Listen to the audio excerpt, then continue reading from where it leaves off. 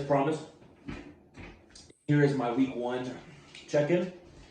So I'm going to provide everything from nutrition to drugs to training, my weight, so on and so forth. I will also be posting this on Instagram. That way there's a written format for this, and it's much easier to just slide through those and see what I'm doing. But for some people like videos, so I'm going to do it this way too. So, starting weight was 216.4 pounds. This was last Monday, I believe. This is actually 4 pounds down from my surgery. So what I did is I went ahead and increased my food a bit from what I was doing previously. I also added in training this past week. This is the first week that I'm training.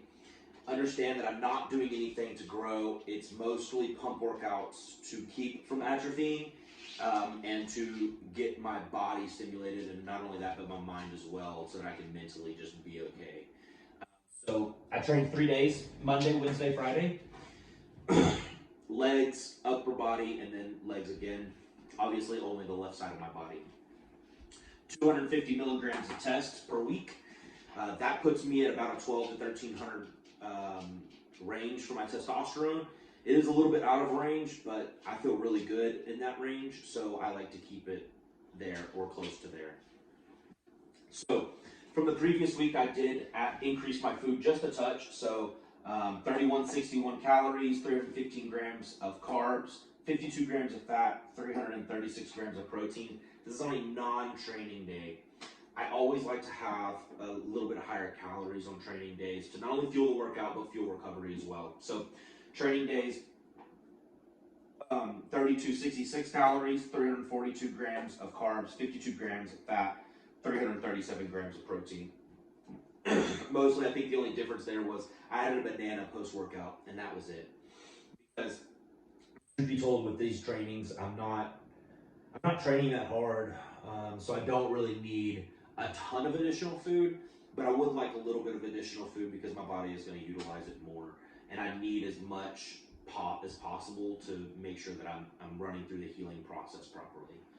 So after this week, so this morning I was 215.4, so it was 1 pound down.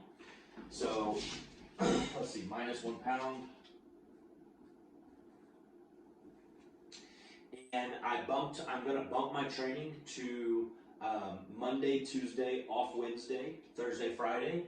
So Monday, Tuesday, Thursday, and Friday.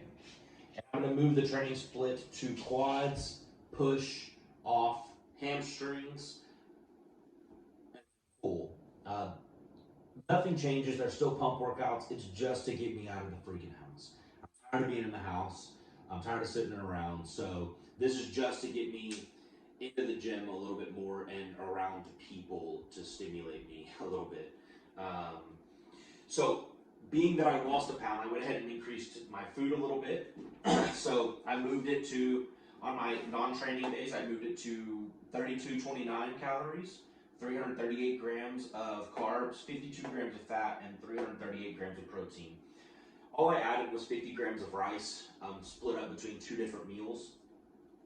Nothing major. I like to do small changes to see where is it going to be maintenance at, where am I going to hold at, and then bump it up from there, and then manage food slowly but surely from there. So training days, I increased it a little bit more. So I went to 3450 calories from the 3266. I increased my carbs to 389. My fat stayed the same at 52. My protein basically stayed the same at 339. The 50 grams of rice does transfer over to training days as well. But then I also added 25 grams of intra-workout. So I use either Powerade or highly branched cyclic dextrin. I suggest finding a carb powder that works best for you, one that you feel good on, one that digests well is most important. I like to bounce back between the two because in prep, when I'm hungry, I like Gatorade better because it has that artificial flavorings and it tends to satiate me a little bit better. In the off season, I like highly branched cyclic dextrin better because I can get it non-flavored and I can just add it to my pre-workout or my EAs, my intra-workout mix that I use from Straight Labs.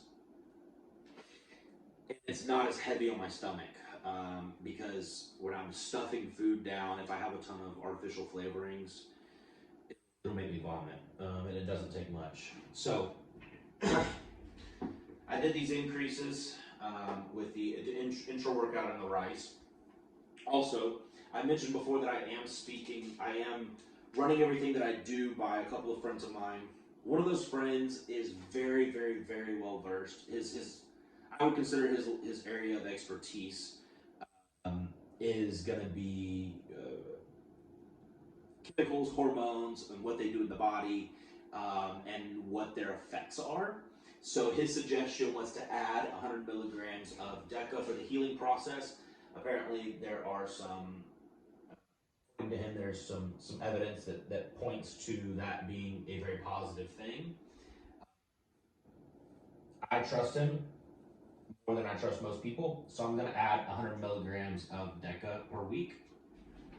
Very low dose. It's not really going to provide any strength benefits for me. I tend to have a fairly high tolerance to drugs, so 100 milligrams of DECA per week plus the 250 mgs of test. We'll keep that. We're going to bump up the training, and one day, not bumping up intensity or anything like that, and then increasing food. We'll see what happens next week when we check in then. Thanks for tuning in. If you guys have any questions or concerns, let me know, and I will be more than happy to go over those and discuss those with you.